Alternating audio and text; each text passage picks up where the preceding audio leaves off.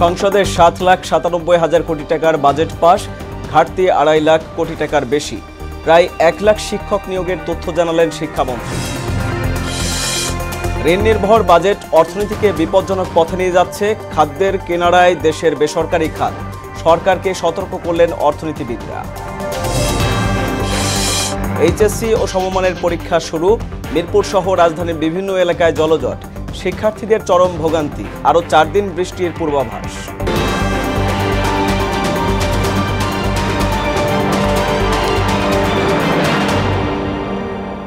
আসসালামু আলাইকুম, সবাইকে মোহনা সংবাদে স্বাগত। শুনছিলেন শিরোনাম, সঙ্গে আছি আমি আরিফুল ইসলাম। এবার পুরো খবর। জাতীয় সংসদে পাশ হলো 2024-25 অর্থ বছরের 7,97,000 কোটি টাকার বাজেট। দুপুরে সংসদ অধিবেশনে কণ্ঠ ভোটে সর্বসম্মতিক্রমে নির্দিষ্টকরণ বিল 2024 গৃহীত হয়। এর আগে মন্ত্রণালয় ও বিভাগগুলোর ব্যয় সম্পর্কিত 59টি দাবির ওপর ভোট গ্রহণ হয়। ছাঁটাই প্রস্তাবের আলোচনায় শিক্ষামন্ত্রী জানান, গেল 6 মাসে এনটিআরসি এর মাধ্যমে 99,000 শিক্ষক নিয়োগ দেওয়া হয়েছে। নাসির উদ্দিন জানাচ্ছেন বিস্তারিত। 2024-2025 অর্থ বছরের বাজেটে স্পিকার ডক্টর শিরিন শারমিন চৌধুরীর সভাপতিত্বে শুরু হওয়া অধিবেশনে মন্ত্রণালয় ও বিভাগগুলোর ব্যয় সম্পর্কিত 59টি দাবির উপর ভোট নেওয়া হয়। এর বিপরীতে বেশ কিছু ছাঁটাই প্রস্তাব দেন সংসদ সদস্যরা। এর মধ্যে আলোচনা হয় সমাজ কল্যাণ মন্ত্রণালয়, আইন ও বিচার এবং মাধ্যমিক ও উচ্চশিক্ষা বিভাগের উপর। এখানে শিক্ষার মধ্যে মাননীয় স্পিকার ব্যাপক দুর্নীতি, যা ভাষায় প্রকাশ পাওয়া যায়, কাগজে কলমে পত্র পত্রিকায় সব জায়গায় দুর্নীতি। আজকে জেলা বা উপজেলা শিক্ষা কর্মকর্তাতে 5-6 বছর একই জায়গায় থেকে বিভিন্ন অনিয়ম ও দুর্নীতির সঙ্গে জড়িয়ে পড়েছে, তাদের অন্যত্র বদলি করা যায় না। শিক্ষামন্ত্রী বলেন, গেল 6 মাসে প্রায় 1 লাখ শিক্ষক নিয়োগ দেওয়া হয়েছে। বিগত 6 মাসে প্রায় 99,000 শিক্ষককে এনটিআরসি এর মাধ্যমে আমাদের বিদ্যালয়গুলোতে যে এমপিওর পদে শূন্য পদগুলো ছিল সেখানে কিন্তু আমরা নিয়োগ দিতে পেরেছি এই 6 মাসের মধ্যেই। আইন মন্ত্রণালয়ের পরিচালন ব্যয় কমানোর দাবি জানিয়ে কয়েকজন সংসদ সদস্য বলেন, মামলা জটে সঠিক সময়ে বিচার মিলছে না। এই বিচার বিভাগকে আরো স্বচ্ছ করবার জন্য, আরো নির্ভর করবার জন্য আমি প্রত্যেকটি ডিভিশনে একটি করে হাইকোর্টের বেঞ্চ দাবি করছি। এখনকার বিচারকরা কিছুই মানতে চায় না, তারা কোনো কথা শুনতে চায় না, তারা দিনের পর ডেট দিবে, আর আইনজীবীরা আমাদের মতো তারা কিন্তু পয়সা নিতেই থাকবে। বিচারক সংকটের বিষয়টি স্বীকার করেন আইনমন্ত্রী, জানান আদালতে এখন 41,09,755টি মামলা আছে। যে এই 2022 কোটি টাকা দিয়ে যতটুকু সম্ভব এই দুঃখী মামলা যারা করেন তাদের কষ্ট নিবারণ করার চেষ্টা আমি করব। আলোচনার পর সবগুলো দাবি কণ্ঠভোটে নিষ্পত্তি করা হয়। এরপর পাশ হয় নির্দিষ্টকরণ বিল 2024। নতুন অর্থ বছরের জন্য 7,97,000 কোটি টাকার বাজেট অনুমোদন দেন সংসদ সদস্যরা। বাজেটে পরিচালন সহ অন্যান্য খাতের ব্যয় 4,68,983 কোটি টাকা, আর এডিপির বরাদ্দ 2,65,000 কোটি টাকা। যারা এই প্রস্তাবের পক্ষে আছেন তারা হ্যাঁ বলুন। নাসির উদ্দিন, মোহনা সংবাদ, ঢাকা। এদিকে ঋণ নির্ভর বাজেট অর্থনীতিকে বিপজ্জনক পথে নিয়ে যাচ্ছে বলে সতর্ক করেছেন অর্থনীতিবিদ ও গবেষকরা। পাশাপাশি দেশের অর্থনৈতিক প্রতিষ্ঠান থেকে সরকার ঋণ নিয়ে বেসরকারি খাতকে খাদের কিনারায় ঠেলে দিচ্ছে বলেও মনে করেন তারা। অভ্যন্তরীণ খাত থেকে অর্থ আদায়ে প্রযুক্তি নির্ভরতা বাড়ালে কর খেলাপি সহ অন্যান্য সমস্যা সমাধানের ইঙ্গিত দেন বিশেষজ্ঞরা। এমআর আসাদের বিশেষ প্রতিবেদন। 2,25,00,000 টাকা মঞ্জুর করা হোক। যারা এই প্রস্তাবের পক্ষে আছেন তারা হ্যাঁ বলুন। জাতীয় সংসদে পাশ হয়েছে 2024-25 অর্থ বছরের বাজেট। এবারেও ঋণের ঘেরাটোপ পেরোতে পারেনি দেশের অর্থনীতি। বাজেটের বার্ষিক উন্নয়ন কর্মসূচি বাস্তবায়নের জন্য প্রায় পুরোটাই নির্ভর করতে হবে ঋণের ওপর। বিদেশের পাশাপাশি এবার দেশি অর্থনৈতিক প্রতিষ্ঠানগুলো থেকে নেওয়া হবে বাড়তি ঋণ। 1,66,425 কোটি 31,69,000 টাকা মঞ্জুর করা হোক। অর্থনীতিবিদ আর বিশ্লেষকরা মনে করেন, এমন পদক্ষেপে ক্ষতিগ্রস্ত হবে বেসরকারি খাত। ঋণ সংকটের ফলে চ্যালেঞ্জের মুখে পড়বেন এ খাতের ব্যবসায়ীরা। আমরা বিদেশ থেকে শুধু ঋণ করছি না, এখন আমরা বেশি বেশি করে আমাদের অর্থনৈতিক প্রতিষ্ঠানগুলো থেকে ঋণ করছি, এবং এটার একটা মূল্য আছে। মূল্যটা হলো, যখন সরকার বেশি ঋণ নেয় তখন যে বেসরকারি সংস্থাগুলোর জন্য যে ঋণের অভাব দেখা দেয়, এটাকে বলে ইংরেজিতে বলে ক্রাউডিং আউট অর্থনীতির ভাষায়। ঋণ নির্ভরতা বাজেটের এটা আমাদেরকে একটা বিপজ্জনক নির্ভরশীলতার দিকে আমাদেরকে নিয়ে যাচ্ছে। অভ্যন্তরীণ ঋণ যখন সরকার বেশি করে নিতে হয় তখন এটা ব্যক্তি খাতের যে ঋণ প্রাপ্তির উপরে এটার একটা নেতিবাচক প্রভাব পড়ে। প্রতি বছর বিপুল পরিমাণ রাজস্ব ঘাটতি আর সঙ্গে উন্নয়ন কর্মসূচির ঋণ নির্ভরতা বিপজ্জনক বলে সতর্ক করেন তারা। ঋণে গড়া বড় প্রকল্প থেকে পাওয়া প্রতিদান আদতে ঋণ শোধে যথেষ্ট নয় বলেও মত দেন তারা। 8.5% মতো যদি হয় জিডিপির অংশ হিসেবে আমাদের রেভিনিউ রাজস্ব যেটা, এবং আমাদের ব্যয় যদি আমরা এর সাথে যদি 13-14% করতে হয়, তাহলে আমাদের যে ঘাটতি, এই ঘাটতির পুরোটাই এই 4% বা 4.5% যেটা হয় পুরোটাই কিন্তু আমাদের ঋণের উপরে করতে হচ্ছে। এবং আমাদের যে বার্ষিক উন্নয়ন কর্মসূচি, এই বার্ষিক উন্নয়ন কর্মসূচির পুরোটাই কিন্তু ঋণ নির্ভর হয়ে যাচ্ছে। গত 1-1.5 দশকে বিশেষত আমরা অনেক বিদেশি ঋণ নিয়েছি। বিদেশি ঋণ নিয়ে অনেক বড় বড় প্রকল্প করেছি, অনেক বড় স্থাপনার সৃষ্টি করেছি, কিন্তু দুর্ভাগ্যবশত এগুলোর অনেকগুলোই কিন্তু স্বার্থস্থিতিতে পরিণত হবে। আর এছাড়াও আমরা যেই শর্তে ঋণ নিয়েছি, এই শর্তগুলো আমাদের স্বার্থের অনুকূলে ছিল না অনেক ক্ষেত্রে। সিপিডির সম্মাননীয় ফেলো ডক্টর মুস্তাফিজুর রহমান পরামর্শ দেন, প্রত্যক্ষ করের আওতা বৃদ্ধির পাশাপাশি প্রযুক্তি নির্ভরতা বাড়াতে হবে এ খাতে। আমাদের বিভিন্ন যে ইনকাম ট্যাক্স বলি, ভিএটি বলি, বা আমদানি শুল্ক বলি, ব্যাংকিং খাত বলি, এগুলোর সাথে যদি আমরা সমন্বিতভাবে প্রযুক্তিকে ব্যবহার করতে পারি, তাহলে কিন্তু এই যে করের ক্ষেত্রে যে খেলাপি এবং বিচ্যুতি, সেগুলো আমরা অনেক কমাতে পারবো। কালো টাকা সাদা করার সুযোগ অর্থনৈতিক ও নৈতিক কোনোভাবেই সমর্থনযোগ্য নয়। 15% ট্যাক্স দিয়ে কিভাবে তারা এগুলোকে সাদা করতে পারে, সেই ধরনের সুযোগ দেওয়া হচ্ছে। আমার মনে হয় যে এটা নৈতিক, অর্থনৈতিক, রাজনৈতিক কোনোভাবেই এটি ইতিবাচক ভূমিকা রাখবে না। MR আসাদ, মোহনা সংবাদ, ঢাকা। কেউ কেউ বাজেটকে উচ্চাভিলাষী বললেও বাস্তবায়নের হার 92 থেকে 96% বলে জানিয়েছেন পররাষ্ট্রমন্ত্রী ডক্টর হাসান মাহমুদ। দুপুরে জাতীয় সংসদে 2024-25 অর্থবছরের বাজেট পাশের পর তাৎক্ষণিক প্রতিক্রিয়ায় তিনি একথা বলেন। পররাষ্ট্রমন্ত্রী বলেন, প্রতি বছরই বাজেট পাশ হওয়ার পর একটি মহল এটাকে উচ্চাভিলাষী বলে দাবি করে। বিদেশি ঋণ নির্ভরতা কমেছে দাবি করে পররাষ্ট্রমন্ত্রী আরও বলেন, কিছু কিছু ক্ষেত্রে বিদেশি ঋণ নিতে হয় দেশের স্বার্থে। অনেক বিদেশি ঋণ সরকার এখন ফিরিয়ে দিতে পারছে বলেও মন্তব্য করেন হাসান মাহমুদ। প্রতিবারই বাজেট পেশ করার পর বা বাজেট পাশ হওয়ার পর একটি মহল বলে এই বাজেট উচ্চাভিলাষী, এটি বাস্তবায়নযোগ্য না। কিন্তু গত 15 বছরে প্রতিটি বাজেটের বাস্তবায়নের হার হচ্ছে 92 থেকে 96%। বিএনপির আমলে বাজেট বিদেশ নির্ভরতা, বিশেষ করে উন্নয়ন বাজেটের বিদেশ নির্ভরতা ছিল 50%-এর বেশি। আর আজকে আমাদের বিদেশ নির্ভরতা কমে সেটি 15-20% নেমে এসছে।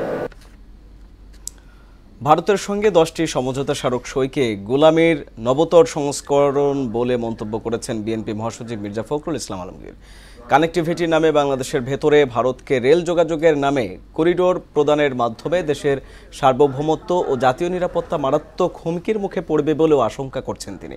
বিকেলে গুলশানে চেয়ারপারসনের রাজনৈতিক কার্যালয়ে আনুষ্ঠানিক সংবাদ সম্মেলনে মির্জা ফখরুল অভিযোগ করেন, সরকার ক্ষমতায় টিকে থাকতে জাতীয় নিরাপত্তাকে হুমকির মধ্যে ঠেলে দিয়েছে। সরকার প্রধান শেখ হাসিনা ভারতের সাথে যে 10টি সমঝোতা স্মারক সই করেছেন তা গোলামির নবতর সংস্করণ মাত্র। রেল যোগাযোগের নামে করিডোর প্রদানের মাধ্যমে যা করা হয়েছে তাতে আমাদের সার্বভৌমত্ব জাতীয় নিরাপত্তা মারাত্মক হুমকির মুখে পড়বে। কিন্তু বর্তমান অবৈধ হাসিনা সরকার অবৈধ ক্ষমতা অটুট রাখার হীন স্বার্থে জাতীয় নিরাপত্তা ও সার্বভৌমত্বকে হুমকির মুখে ঠেলে দিয়েছে। সারা দেশে শুরু হয়েছে এইচএসসি ও সমমানের পরীক্ষা। এবার মোট পরীক্ষার্থী 14,50,790 জন। সড়কে যানজট নিয়ন্ত্রণে থাকলেও মুষলধারে বৃষ্টির কারণে প্রথম দিনই ভোগান্তিতে পড়েন শিক্ষার্থী, অভিভাবকরা। এদিকে বন্যার কারণে সিলেট শিক্ষা বোর্ডের পরীক্ষা 8 জুলাই পর্যন্ত স্থগিত রাখা হয়েছে। আরও জানাচ্ছেন নয়ন মুরাদ। পরীক্ষা শুরুর কিছুক্ষণ আগেই রাজধানীতে ভারী বৃষ্টি, এতে বিপাকে পড়েন শিক্ষার্থী ও অভিভাবকরা। বৃষ্টিতে ভিজে কেন্দ্রে পৌঁছায় অনেক পরীক্ষার্থী। নির্দিষ্ট সময়ের 30 মিনিট আগে কেন্দ্রে প্রবেশের কথা থাকলেও যানজট এড়াতে এবং বৈরী আবহাওয়ার কারণে অনেকেই আসেন হাতে পর্যাপ্ত সময় নিয়ে। এক পর্যায়ে সিদ্ধান্ত বদল করে কর্তৃপক্ষ। বৃষ্টির কারণে নির্দিষ্ট সময়ের আগেই গেট খুলে দেওয়া হয়। এতে সন্তোষ জানান অভিভাবকরা। বৃষ্টি আসাতে একটু সমস্যা হয়েছে, সমস্ত গার্ডিয়ান তার স্টুডেন্টদের নিয়ে আসাটা একটু সমস্যা হয়েছে। তেজগাঁও কলেজ থেকে পরীক্ষা দিতেছে, সবকিছু নিয়ে প্রস্তুতি আছে ঠিকঠাক মতো। বৃষ্টির কারণে একটু খারাপ লাগতেছে। না কোনো ঝামেলা হয়নি। পরীক্ষার আগে ঢাকার রাস্তায় যানজট নিয়ন্ত্রণ ও কেন্দ্রের চারপাশে শৃঙ্খলা নিয়েও সন্তুষ্টির কথা জানান তারা। পরিবেশ তো ভালোই দেখা যাচ্ছে আল্লাহর রহমতে, কিন্তু বৃষ্টির এই সমস্যা দেখা দিচ্ছে আর কি। বাচ্চারা আসছে, অনেক কষ্ট করে আসছে, তাদের জন্য আসার তো সমস্যা। এখন তারপরও যাক, ওইটা মোটামুটি ভালো হয়। আগের থেকে খুলে দিয়েছে, 9:30 খোলার কথা, সেখানে মানে 9টায় খুলে দিয়েছে আর কি। এর জন্য এদেরকে অনেক ধন্যবাদ। এবার এইচএসসি পরীক্ষার্থীদের যাতায়াতের সুবিধার্থে সড়কে শৃঙ্খলা ও কুইক রেসপন্স টিম গঠন করেছে ডিএমপির ট্রাফিক বিভাগ। 999-এ ফোন দিলেই পাওয়া যাবে পুলিশি সহায়তা। নয়ন মুরাদ, মোহনা সংবাদ, ঢাকা। মৌসুমী বায়ু সক্রিয় থাকায় সারা দেশে আরও অন্তত 4 দিন বৃষ্টির আভাস দিয়েছে আবহাওয়া অধিদপ্তর। এদিকে নিষ্কাশনের ব্যবস্থা না থাকায় বৃষ্টির পানি জমে মিরপুর ও উত্তরা সহ রাজধানীর বিভিন্ন এলাকায় সৃষ্টি হয়েছে জলজট। এতে দুর্ভোগে পড়েছেন এসব এলাকার মানুষ। জলাবদ্ধতার যন্ত্রণা থেকে মুক্তি দিতে ড্রেনেজ ব্যবস্থা আধুনিকায়নের কথা জানিয়েছে ঢাকা উত্তর সিটি কর্পোরেশন। রেজা খানের প্রতিবেদন। মৌসুমী বায়ু সক্রিয় থাকায় সিলেট, চট্টগ্রাম, উত্তরবঙ্গ সহ সারা দেশে মাঝারি ও ভারী বৃষ্টিপাত অব্যাহত আছে। আবহাওয়া অফিস বলছে, জুলাই মাসে সাধারণত বাংলাদেশে সবচেয়ে বেশি বৃষ্টিপাত হয়। মৌসুমী বায়ুর প্রভাব কেটে গেলেই বৃষ্টি কমে আসবে। জুলাই মাসে কিন্তু আমাদের বাংলাদেশের সবথেকে বেশি বৃষ্টিপাত রেকর্ড করা হয়ে থাকে। 3 তারিখ পর্যন্ত দেশের বিভিন্ন অংশে এই বৃষ্টিপাতের ধারা এইভাবে অব্যাহত থাকার সম্ভাবনা আছে। এদিকে প্রতিনিয়ত ঢাকঢোল পেটালেও রাজধানীর জলাবদ্ধতা নিরসনে সিটি কর্পোরেশনের যে কার্যত কোনো উদ্যোগ নেই তার প্রমাণ মেলে বৃষ্টিপাতের পর। সামান্য বৃষ্টিতেই মিরপুরের কাজীপাড়া, শেওড়াপাড়া, টোলারবাগ এবং উত্তরার বিভিন্ন স্থানে জমে যায় হাঁটু থেকে কোমর পানি। ড্রেন ফুটা, বৃষ্টি না হইলেও রাস্তাঘাটে পানি জমে থাকে সবসময়। পলায় যায়, মনে করেন ডুবে যায়, তার মানুষ অ্যাক্সিডেন্ট হয়। 3-4 মাসে থাকে, পানি থাকে সবসময়। এসব এলাকার মানুষের কাছে বৃষ্টি মানেই নাকানি চুবানি। নিষ্কাশনের ব্যবস্থা না থাকায় অল্প বৃষ্টিতেই তলিয়ে যায় রাস্তাঘাট। আমাদের এই দুর্ভোগের কথা কে বলবে, আর কেই বা শুনবে? যদি গুরুত্ব দিত তাহলে তো অবশ্যই এটা ভালো কিছু হইতো। জলজট নিরসনে উদ্যোগ নেওয়া হয়েছে উল্লেখ করে তাৎক্ষণিক সমস্যা সমাধানে কুইক রেসপন্স টিম গঠন করা হয়েছে বলে জানান ঢাকা উত্তর সিটির প্রধান নির্বাহী কর্মকর্তা। উন্নয়ন প্রকল্পের কারণে কিছু তো কাজের আপনি জানেন যে সড়ক খনন সহ বিভিন্ন ধরনের অনুমতি দিতে হয়, এবং আমাদের যে ড্রেনেজ ব্যবস্থা, অবকাঠামোগত যে ব্যবস্থা, সেটাকে আমরা ক্লিন রাখছি। দু একটি জায়গায় অসুবিধা আছে আমরা জানি, যেটা আপনি উল্লেখ করলেন। সেগুলোর বিষয়ে আমরা কুইক রেসপন্স টিমের মাধ্যমে খুব কুইকলি ব্যবস্থা গ্রহণ করে থাকি। জলাবদ্ধতার যন্ত্রণা থেকে কবে মুক্তি মিলবে সিটি কর্পোরেশনের কাছে, সেটিই জানতে চান নগরবাসী। রেজা খান, মোহনা সংবাদ, ঢাকা। কলড্রপ সহ সার্বিক সেবা আগামী মাসের মধ্যে সন্তোষজনক না হলে মোবাইল ফোন অপারেটরদের বিরুদ্ধে ব্যবস্থা নেওয়া হবে বলে জানিয়েছেন আইসিটি প্রতিমন্ত্রী জুনায়েদ আহমেদ পলক। কলড্রপ সমাধানে জুলাইয়ের প্রথম দিন থেকেই অ্যাকশনে যাওয়ার ঘোষণা দেন তিনি। রাজধানীর আগারগাঁওয়ে বিটিআরসি ভবনে এক আলোচনায় টেলিসেবার মান নিশ্চিতে সংশ্লিষ্টদের কাজ করার নির্দেশও দেন প্রতিমন্ত্রী। 5G তারা মোবাইল অপারেটরদের সেবার মানটা নিশ্চিত করা। তারা যে প্রতিশ্রুতিগুলো দিচ্ছে যে 4G প্যাকেজগুলো যারা গ্রাহকরা কিনছে তারা সেই প্রতিশ্রুত আসলে সেবাটা পাচ্ছে কিনা। মাননীয় প্রধানমন্ত্রী পার এমবিপিএস ব্যান্ডউইথের দাম সেই 85,000 টাকা ছিল 2006 সালে, সেখান থেকে উনি 60 টাকায় নামিয়ে আনলেন। সেটা আসলে গ্রাহক পর্যায়ে পাচ্ছে কিনা। সোমবার থেকে সর্বাত্মক কর্মবিরতিতে যাচ্ছেন 35 বিশ্ববিদ্যালয়ের শিক্ষকরা। সর্বজনীন পেনশন ব্যবস্থায় শিক্ষকদের অন্তর্ভুক্ত করে ঘোষিত প্রত্যয় স্কিম বাতিল না হওয়ায় একযোগে কর্মবিরতিতে যাচ্ছেন তারা। দুপুরে ঢাকা বিশ্ববিদ্যালয়ের কলাভবনের সামনে আয়োজিত সংবাদ সম্মেলনে এই ঘোষণা দেন বাংলাদেশ বিশ্ববিদ্যালয় শিক্ষক সমিতি ফেডারেশনের মহাসচিব অধ্যাপক ডক্টর নিজামুল হক ভূঁইয়া। পেনশন সংক্রান্ত বৈষম্যমূলক প্রজ্ঞাপন প্রত্যাহার, সুপার গ্রেডে বিশ্ববিদ্যালয় শিক্ষকদের অন্তর্ভুক্তি এবং স্বতন্ত্র বেতন স্কেল প্রবর্তনের দাবিতে বাংলাদেশ বিশ্ববিদ্যালয় শিক্ষক সমিতি ফেডারেশন বিভিন্ন কর্মসূচি পালন করে আসছে।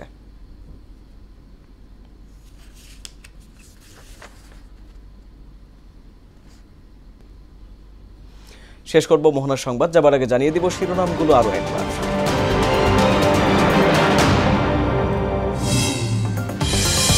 সংসদে 7,97,000 কোটি টাকার বাজেট পাস, ঘাটতি 2.5 লাখ কোটি টাকার বেশি।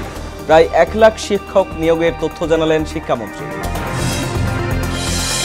ঋণ নির্ভর বাজেটে অর্থনীতিকে বিপজ্জনক পথে নিয়ে যাচ্ছে খাদের কিনারায় দেশের বেসরকারি খাত, সরকারকে সতর্ক করলেন অর্থনীতিবিদরা। এইচএসসি ও সমমানের পরীক্ষা শুরু, মিরপুর সহ রাজধানীর বিভিন্ন এলাকায় জলজট, শিক্ষার্থীদের চরম ভোগান্তি, আরও 4 দিন বৃষ্টির পূর্বাভাস। এই ছিল এখনকার মোহনা সংবাদে। পরের সংবাদ রাত 9টায়। এর আগে সংবাদ এক নজরে থাকছে সন্ধ্যা 7টায়। মোহনার সবশেষ খবর জানতে ভিজিট করুন www.mohana.tv। সংবাদ দেখতে পারেন ফেসবুক, ইউটিউবেও। এতক্ষণ সঙ্গে থাকার জন্য ধন্যবাদ।